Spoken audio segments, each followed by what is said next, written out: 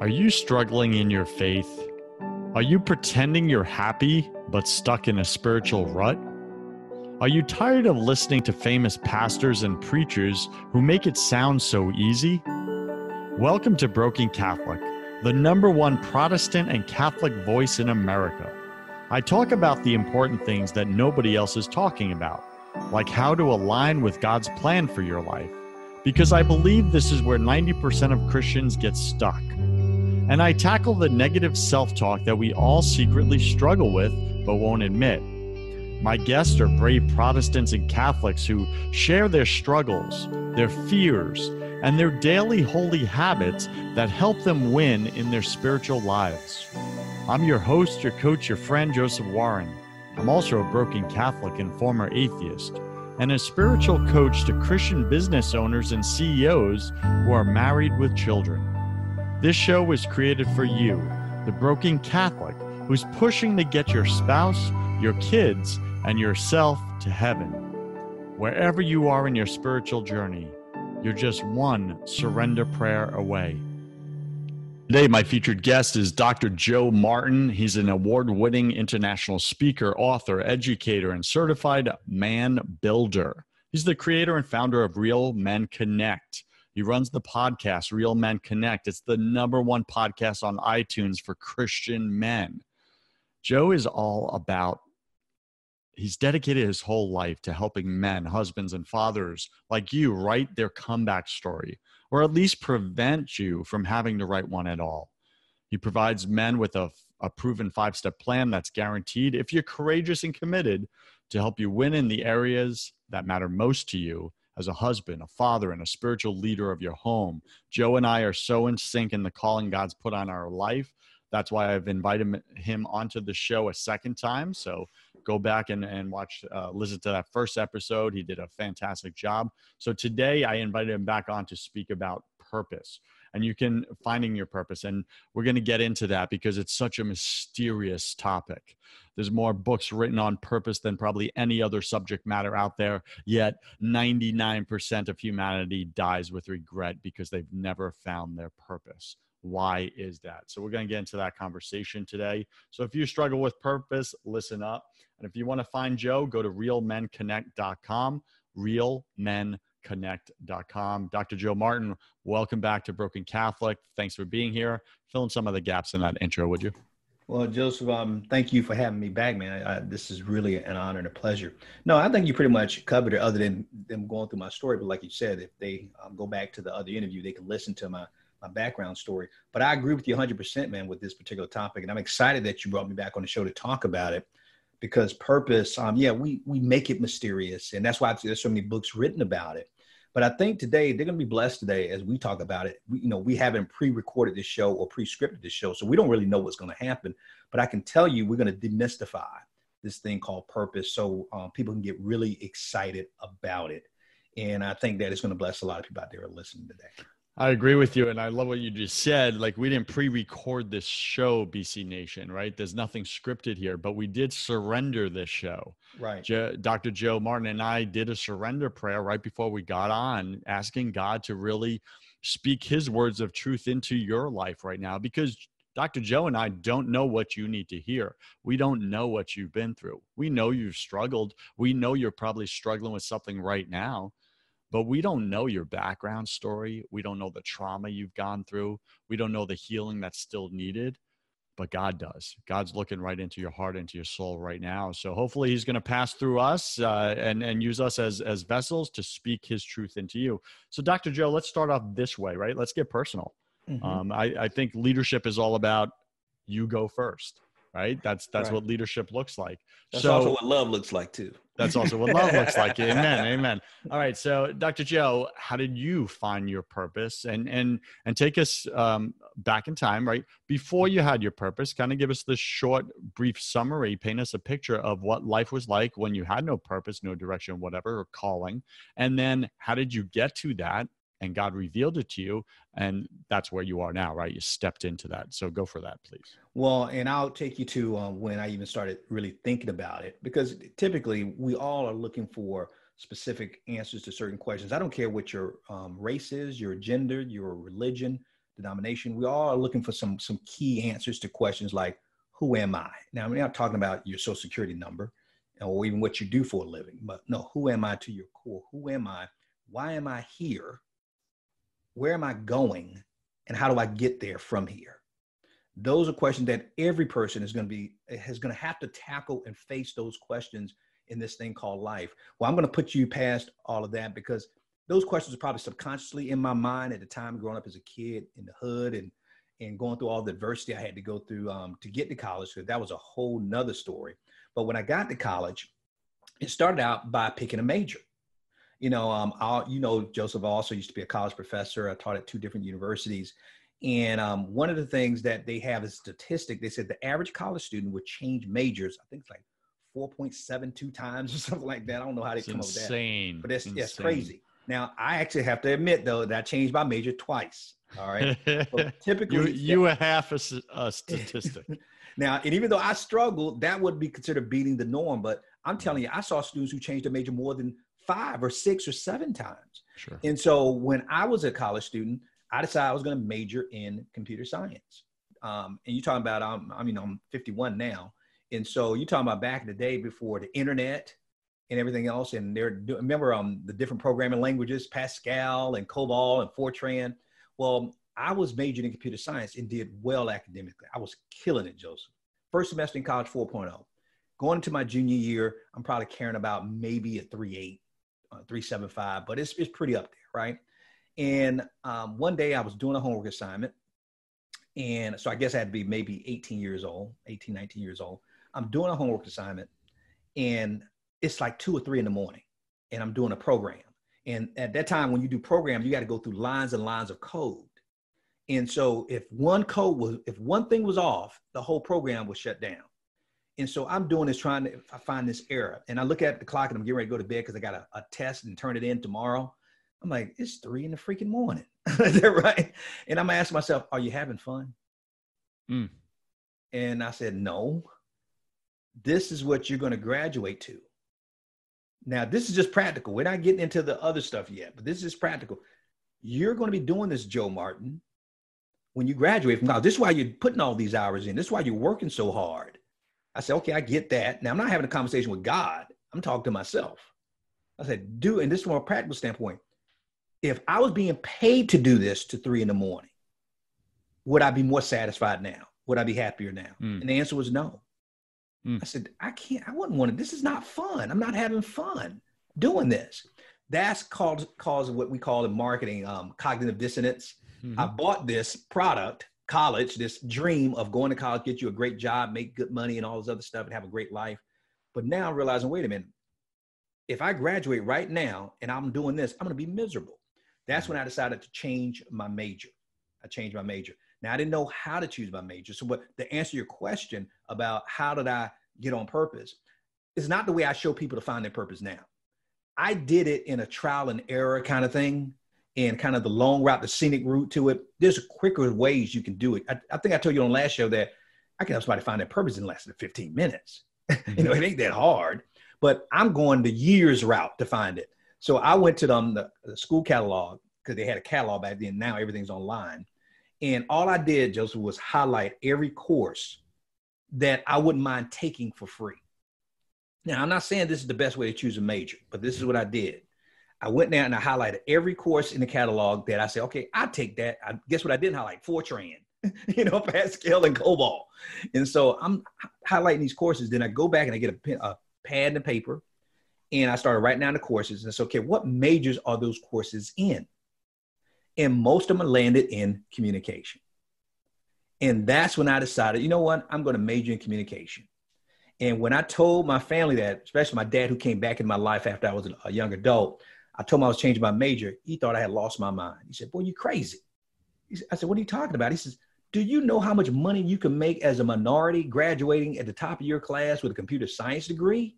He said, that's when computers were just getting to blow up. That was big. He said, man, you can write your ticket. You would never have to worry about money again. And I said, but Dad, I'm not going to be happy doing that. That's not going to satisfy me. Now, I didn't have a personal walk with Christ at that time. Mm-hmm. And so he says, what are you going to do if you don't do that? I said, I'm going to major in communication. He says, what? Communication? famous words Joseph, my dad said to me. Now, all of a sudden he has amnesia now. He can't remember saying this. He says, who in the world is going to pay you to run your mouth for a living? You think you're Brian Gumble or something? That's what he told me, right? Remember Brian Gumble? He was huge during that time, right? Yeah. So, Dr. Joe, what do you get paid to do now? I get paid to run my mouth for a living. Amen, man. That's why my dad has amnesia now when I tell him. Now I've been all over the world, spoken in every state at least twice, 4 different countries, given probably over 1,500 presentations, getting paid to run my mouth for a living. And my dad said, I don't remember telling you that.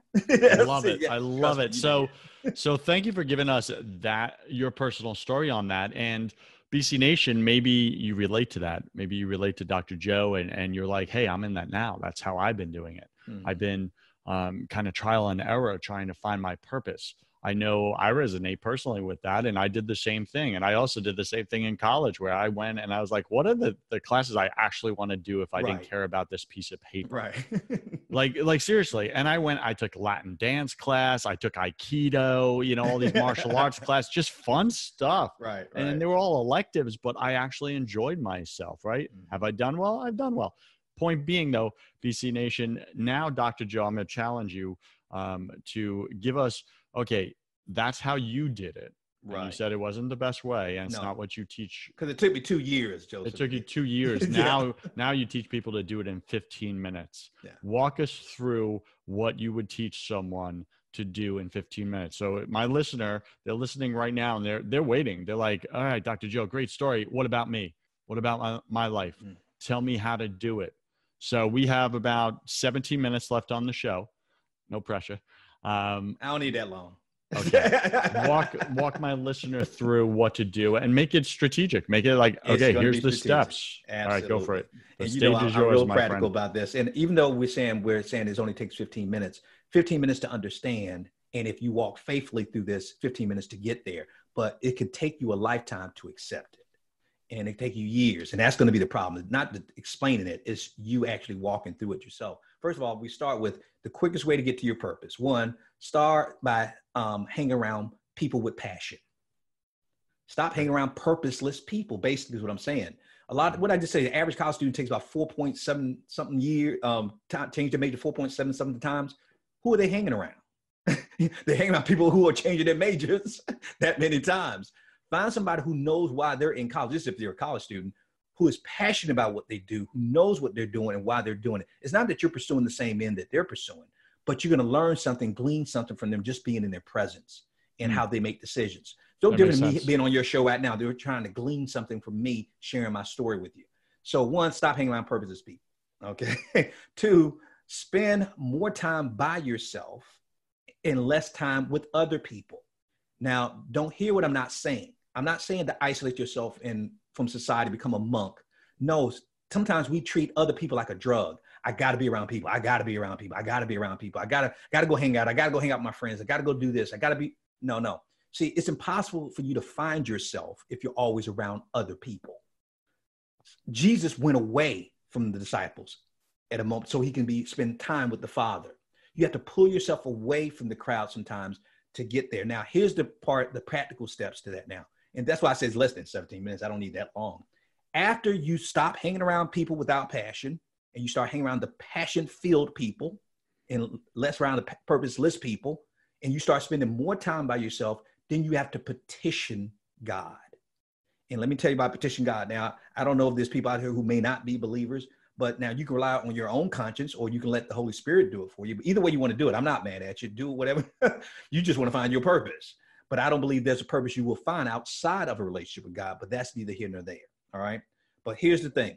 When you get by yourself, you got to ask yourself the tough questions that typically you don't always ask yourself, or you don't take time to write down the answers. And so you block out about maybe 30 minutes to an hour to do it and ask yourself questions like this. If you had all the free time in the world, which you don't, but if you did, what would you want to master, research, and study deeply?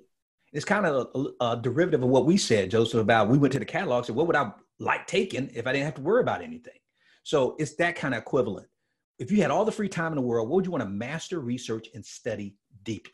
I mean, on your own. Nobody's pressuring you to do it. You would do it if you had that kind of free time.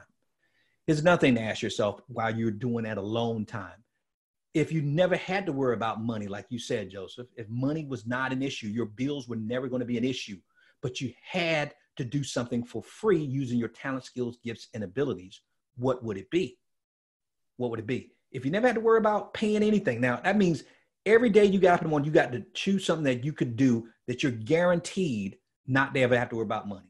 But as soon as you complain about it, your bills come back. So you better choose something that you really would love doing, that you'd be willing to do for free. Another question to ask yourself, if you could succeed at anything and couldn't fail, there's no possible chance for you failing. And you can succeed at anything, you're going to succeed in the top 5%. You don't have to have the contacts, the resources, nothing. Bam, you do it, you're going to be in the top 10% doing that.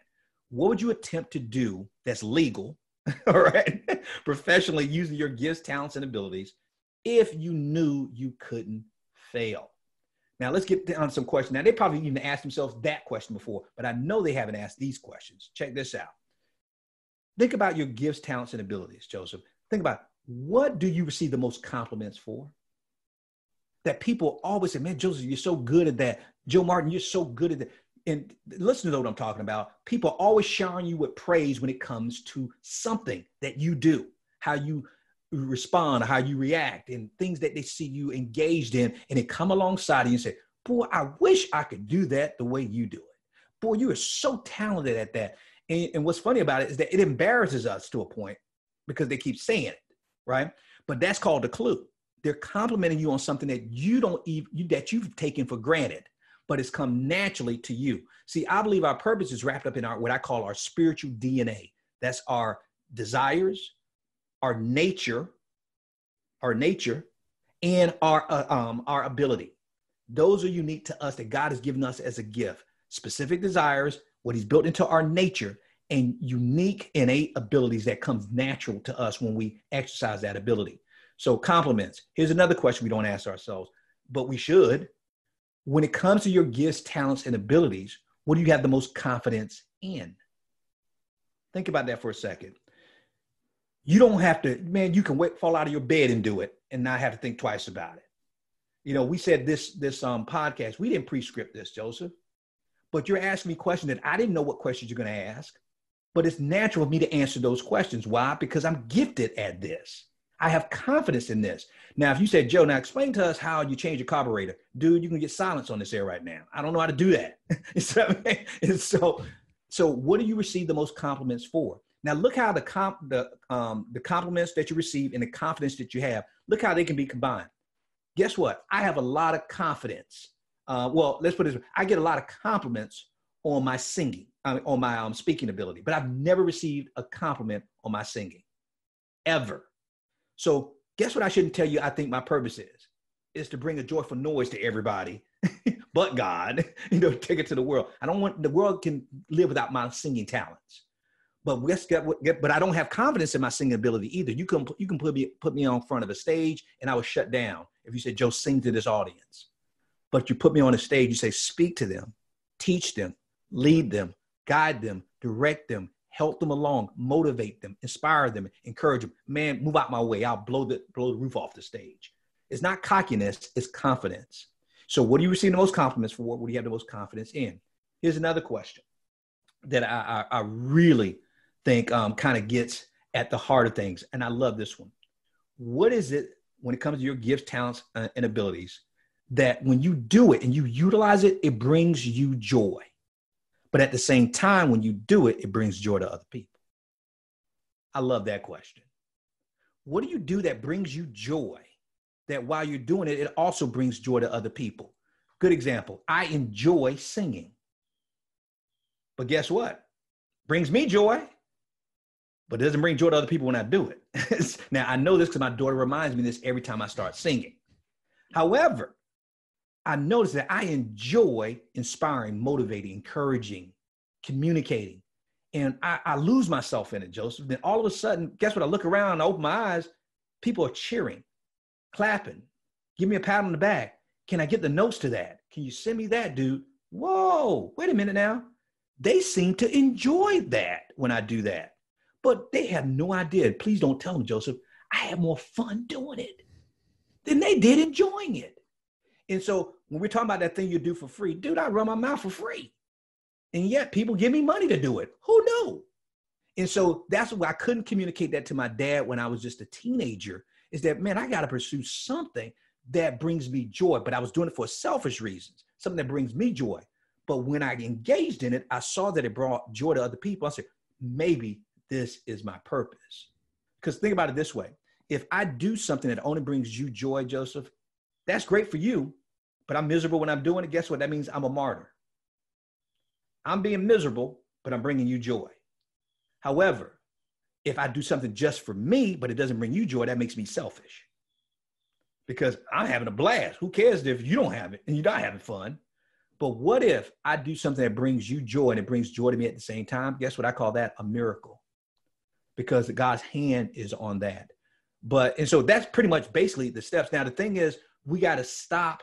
We have to accept the fact that whatever God reveals to us in our heart, or whatever you come to the conclusion, you have to get over the fear of thinking that you made a mistake, trying to figure out how you're going to do it and accomplish it, figuring out, are you going to make enough money doing it? Because that's usually what talks us out of it. Or you got to stop being afraid of what people think because you did it, or you're choosing to do it. What did my dad say? Who do you think you are, Brian Gumble? Who's going to pay you to run your mouth for a living? That could have shut me down and said, well, maybe he's right. Maybe I can't do it.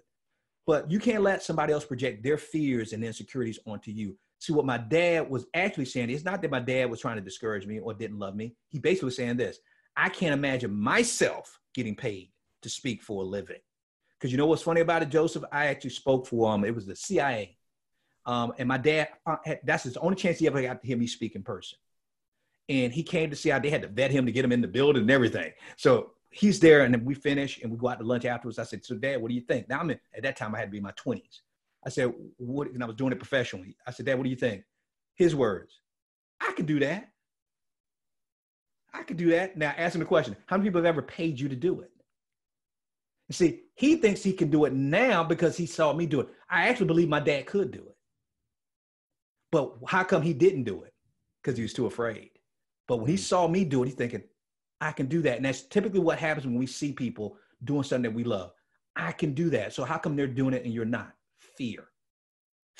So let me share this. I know you didn't ask for this much, but I'm gonna over deliver. Okay. If you want to get past that fear, it is very easy. It's not as hard as you think it is. All you got to do, go back to what I said before, hang around passion-filled people and less time around purposeless people. Find somebody who's doing what you want to do or similar to what you want to do. In other words, don't even really look at their profession, but look at, are they utilizing those gifts, those talents and abilities that you have? And you say, wow, I would like to use my gifting that way. Then all you simply do, how hard is this, Joseph? Hey, Joseph, can I talk to you? You are such a phenomenal podcaster. Man, the way you communicate with your guests, could I buy you a cup of coffee and pick your brain to ask you, how did you get started doing that? That's how difficult it is. And the more people you talk to, the more their passion is going to seep into you. And you're going to think, maybe I can. Because guess what they're not going to do? Talk you out of it. If they love it and they're passionate about it. And so when I tell my students, we actually had this as an assignment in class. You imagine me teaching communication. This is one of their assignments, that they had to interview 3 people who would do their jobs for free. And they thought that was the hardest assignment in the world. But when they did it, guess what happened when they came back to turn in an assignment? I would say 85% of the students changed their majors. I got in trouble for that with my dean, but that's a whole nother story. But 85% of them changed their majors, saying, wow, I didn't know. I said, you didn't know because you didn't ask. And when I put them in front of people who were just like them, passionate about it, those people inspired them far more than I could, because I'm not doing what they're pursuing. But the people were. Does that make sense, Joseph? So that's the quick version. And I even think I took too long to even explain that. But that's how you do it. That's powerful. Okay, so I'm not even going to go through all those questions, BC Nation, but I'm going to leave it up to you. If you're in a place where you really want to find your purpose and authentically, like deeply, truly, and you're willing to do the work, then press rewind on this show and go through it and write out each of those questions that Dr. Joe spoke. He spoke it very articulately. I'm not even going to try to summarize it. I would not do justice. So write out each of those questions. So step 1, hang around passion-filled people. Right. Step 2, spend more time by yourself. less time with the crowd, Mm-hmm. right? But more time with yourself. And then he gave you 6 questions to ask yourself while you're with yourself, right? Right. Time to think, schedule time to think. A lot of people don't schedule time to actually think about what they want, about what they're working on, anything. They're just in reaction mode. Schedule time to think. And then, Joe, you mentioned the third step was petition God. Can you break that down for us? Well, that goes with the questions. The reason I say petition, because I'm going to make it easier for your listeners. People, privacy, petition. Stop hanging around purposeless people, hang around passionate people. Privacy, spend more time by yourself and less time around the crowd. And the P stand for petition, question yourself, ask yourself the tough questions. So I just picked petition, Joseph, because it was a great alliteration for the P's. It made it easy to remember. Okay. All right. So I do want to break this down because you said early in the show, Dr. Joe, that you believe personally that someone cannot find their true purpose without consulting with God. Right. So in that petition, those 6 questions are really questions for self, right? Yeah, stuff you're asking yourself. Mm-hmm. So how do we bring that to God? How do we have that conversation with God once we get some answers to those 6 questions? Well, I'm going to see how I can address it, because that's really a really deep question, deeper than it sounds. Because no, I don't believe you can find your purpose outside of God. And I know we can get some pushback on that. Joe, yes, you can. No, let's be practical. All right. We'll use, I use this chair as an example that I'm sitting in. Everything was built for a reason, for a purpose. Okay. For a purpose. If I don't know the purpose of a thing, I will misuse and abuse the thing. Now, let's say, for instance, this chair. Now, I could go to this chair and say, chair, what's your purpose? I will not get an answer. The chair's not going to yell at me and tell me, Joe, let me tell you my purpose. Why won't the chair? They said, well, Joe, the chair can't talk. Let me tell you why the chair, even if the chair could talk, it couldn't tell me. It could guess because the chair didn't build itself. If you want to know the purpose of a thing, you got to ask the maker of the thing. You can't ask the thing. So you can't ask me, Joe, what's your purpose? I didn't make me. I can't even ask my mama, because guess what? She just enjoyed the process. Well, she won't say it was an enjoyable process of bringing me here, but she didn't make me.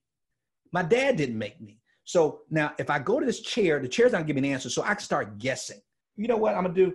It looks like, because it swivels, I'm going to start using it as a ride and start spinning around in it. I can use that, but I'm misusing and abusing this chair. I can decide to make it a bed and say, you know what? This is like going to be a comfortable place to sleep. And guess what? Mess up my back or anything else because I'm misusing it.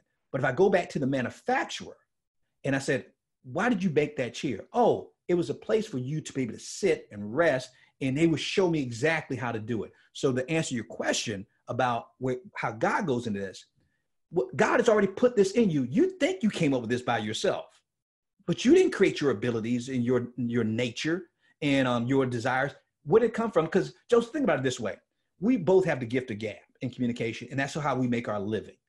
Come on, dude. If we had a choice, would this have been the gift we would have chosen? There would have been a lot of other things I would have chosen. Man, I would have been taller, number one. I would have been an athlete. I would have superpowers. I mean, I have the Superman curl. I would have the Superman powers. That's right. You do a little bit like Clark Kent, man. But you know what? But Joseph, that's what I'm talking about. We wouldn't have chosen this. We would have chosen something else. But yet we're not mad because we have the gift to communicate. But the question is, okay, God, you give me the gift to communicate. How do I go to God? God, here's the magic question. Now that you revealed this to me, even though I was denying that you even existed, but I realized I got a natural desire and nature and ability about myself to communicate, to encourage and motivate and inspire. God, how can I use this to glorify you and serve others with it? That's what you go to God and petition God about that. And what if you don't hear? What if you don't hear an answer the first time you go to him? Oh, you're gonna hear an answer if you're going there with the right heart. Let's say, for instance, I'll tell you when I'm not going to hear an answer. I don't really believe God exists. I'm not really sure. Okay, God, how you want me to use this gift to communicate, to serve you and to serve others? God ain't speaking. Without faith, it is impossible to please him. That's in Hebrews.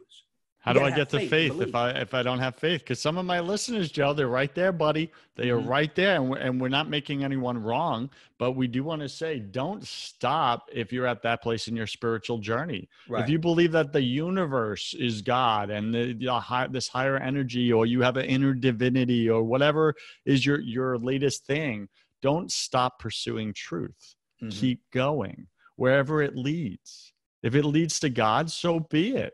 Right. but keep going. So Joe, like if they, like, how do they even take that next step, buddy? Well, I'm going to tell you my route, and I'm not saying it's the best route, but I'm telling you, let me ask you a question, then I'll tell you my route, which is not really great. All right. Well, I would tell them, go back to what we said before. You lack faith. You're doubting, questioning God. Hang around people with an open mind who you respect, who are walking in their faith. I have agnostic friends. I have atheist friends. Why do they enjoy being around me if I love Jesus? Because guess what? I don't try to convert them. They ain't trying to convert me, but I'm going to live out my faith in front of them. And they're going to live out theirs in front of me. And like my mom said, you put a sinner and a saint in a room together, somebody coming out converted. so I'm going to keep hanging around you until, either I can influence you or you going to influence me, either one or the other. But that's one way. Yeah, I love what you just said there, right? Because I go to cigar gathering, and it's all these atheist guys and agnostics and stuff, and I'm like the token Christian, and like they are on mission to convert me to atheism. My friends don't do that though. And I'm like, can't we just smoke a cigar and drink some port? Like, seriously, I didn't come here, right? I don't feel the need to be on mission to convert you. If that's where you're at in your spiritual journey, so be it. But obviously you're longing for more. Obviously there's a desire in you that wants more because you see something in me that lights you up. You don't understand it. You don't get it. And you try to resist it. So that's why you got to pick at it. Like it's this scab you got to pick at. If it wasn't like, if you were completely content in your atheistic views, right? Why do you feel the need to be confronting? Now, just I'll make this even more basic. My son, when he was in school, in grade school, he would come to me and he says, Daddy, I guess Kendall was maybe about in the 5th grade or 6th grade. He says, Daddy, he says, I have people who don't believe in God at my school. And he says, how can I convince them that God is real? How can I say, stop. I said, you don't have to convince them. You have to be convinced. I said, this isn't about them. This is about your faith. And you live out your faith. I said, that's why when I see us as Christians, we get into these battles. I'm not going to get into that. Why do I have to defend my God? Why not you defend your faith? I'm going to walk in mine. You can keep defending yours. And so my thing is, I want my light to shine so bright that you're going to have questions or you're going to run away from it like you're a cockroach or something. You see what I mean? So I'm going to let my light shine. And then those people who come with sincere questions, I will give them answers. And you imagine as a college professor, I had students, man, tell me about your faith. I never mentioned my faith, but they can see I'm a man of faith. Now, wasn't it you on the last show that you came on, Broken Catholic, and you said, Joseph, make your life demand an explanation. An explanation. That's how you said it, right? Live with such power and truth within you that you're just shining brightly, and people are like, I want that. What is that? Right. Where do I get that? Like, and for some reason, we think that's a foreign concept. Of like, no, if you have to shout, then guess what? Then you're not living it. You don't believe it yourself. Let's make it more real. If I got to tell my wife and my children I'm the man of the house, I ain't the man of the house. That's true. That's if I got to tell them, that's true. I am a confident man. You should respect me. I'm a confident man. You got to tell me. Everybody would look at that guy like, no, you're not. No, you're not. All right, so BC Nation, I don't want to leave you hanging here, right? And Joe, I just want to expand on what you said. If you're struggling and like you're at that stage, but you haven't taken it to God, you don't know how to take it to God because maybe you don't believe that God exists. I've shared this on previous episodes. I've shared this with my friends that were atheists and agnostics. They took this advice, and guess what? God met them where they were, and now they believe in God. Like, how did that happen? They asked him one question. They showed up in their quiet time, and they said, God, if you're real, show me you're real in my life in a way that even I can't deny. Yeah. God, if you're real, show me you're real in my life in a way that even I, my critical brain, my skeptical brain, can't deny. And then believe he actually will. That's what Dr. Joe said. Just at least be open-minded. Be open-minded about it. Be open-minded. And you will watch God show up in your life. And my friends, it's happened to them. And they called me up. They're like, what the, dude, what? Like all of a sudden this happened, this person I met, and boom, boom, boom. Like, and I just felt this loving embrace of God, and I can't explain it. I just know that God is real. He's my Father, and I am loved. I didn't persuade them that. I didn't give them those words. They did. If you want, that's real conversion. If you want that, that's how you get it. All right, Joe, we got to wrap up the show. It's such a good show. You really delivered. And you didn't just deliver, Dr. Joe. You over-delivered on the purpose conversation. The question you gave to my listeners are not typical questions, at least not the last 3 or 4. Yeah, not the last 3 or 4, yeah. Right? And you really over-delivered, so I just thank you for that. Let's get into the confession round, my favorite part of the show.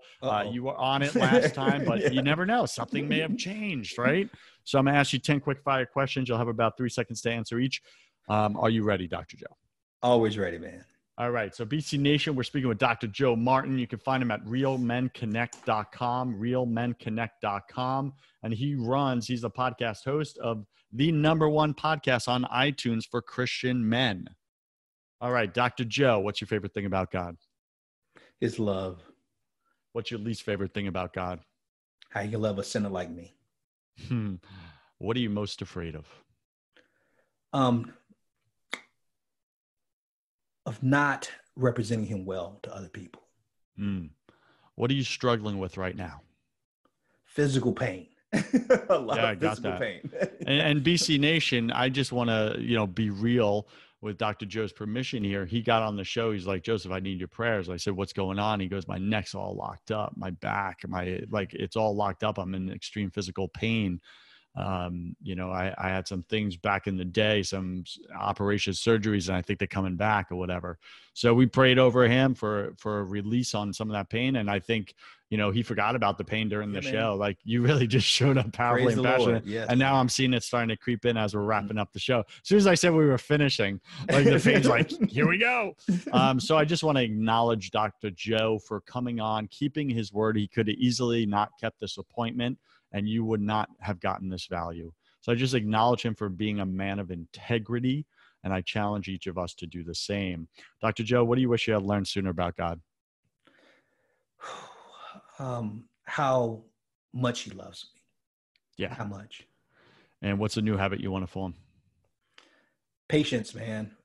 Patience, waiting on his time and taking off my watch and doing it his way, not my way, and not getting ahead of him. Amen to that. What's a bad habit you want to break? The same thing, getting ahead of him. God, I trust you, but let me go first. No, let him go first. That's not real trust, is it? No. Yep. Pick 3 words to describe who you are right now. Purposeful, passionate, and powerful. That's how I also put that on my voicemail message. See, that's why I'm hanging out with you, a passion-filled person.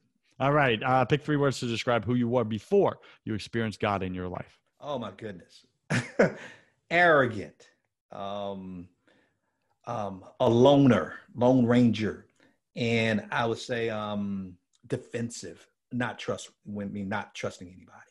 Yeah, I get that. And last question, and I know you answered it on the previous episode, but sometimes your answers change based on new experiences in life. If you could come back to life, Joe, after you died, look your family and friends in the eye, your kids, and give them only one piece of advice, what would you say to them about everything, about all of it? It's the same thing I said on the last show, because I already know that means it's in my heart, man. He's real. I told you he was real. I told you. You guys thought I was playing. I'm telling you, he's real. It's all real. It's all real. Right. Any final wisdom, Dr. Joe? What's the one thing you want my listener to know about having a relationship with God versus not? Wow. That if you ever want to experience pure joy, unadulterated joy and peace, what we all want to have, you're not going to be able to find it outside of a relationship with him. And I say that not because I'm an expert, because I tried it. I had all the trappings that the world offered me, especially coming out as a kid in the projects. Man, I had the compensation. I had the education. I had the occupation. I had the reputation. And even some people were even intimidated by me. And I had it all, but I didn't have him. And all of that meant nothing. Now I would trade all of that just to have him. And guess what? When I found him, he says, you know what? I'm not going to give you all of that you have, but I'm going to give you what you need. And now you're going to praise me for it. And that's what I do now. So if you're looking for joy, peace that man and the world cannot give you, you're going to find it in Christ, in him. Amen to that. Dr. Martin, do you have anything where BC Nation can find you? Any projects you got going on? Any gifts for them or anything like that? You see I put you on the spot? Yeah, but we always got gifts for them, Joseph. But you mentioned earlier, just go to our website at realmenconnect.com, realmenconnect.com. And also, we do have a gift that they can get there as soon as they get to our website. And I don't think I mentioned this to you, Joseph, last time we talked, but it's called the Real Man Victory Tracker. And what it does is keeps us in balance so we don't drift. Man, I mentioned all the compensation, all this other stuff, but we easily, a lot of times we don't try to ruin our families. We kind of drift away from them. And so this is a tracker that you can go over a month. You can make copies of it and you can track yourself in the key areas to make sure that you're living a balanced life, work as well as home life. Amen. BC Nation, go get that now. Real Men Connect. Dr. Joe Martin, thank you for being on Broken Catholic a second time and for speaking to us about how to find our purpose. I wish you God's love. As always, you stay on purpose. That's what you're doing. Man. Stay on purpose, baby. I wish you God's love, peace, and joy in your life, my friend. Cheers. BC Nation, you cannot show up authentically in your life without building faith in your business. If you want the business side of that conversation, I have another podcast called First 100K, where I interview successful entrepreneurs about how they made their first $100,000, because that's where I believe 90% of you are stuck and you can't break through. Go to first100k.com to find out how. I'm Joseph Warren. You were made for greatness, so stop being a wuss and start being a winner. Have a blessed day, and I'll see you right back here next week.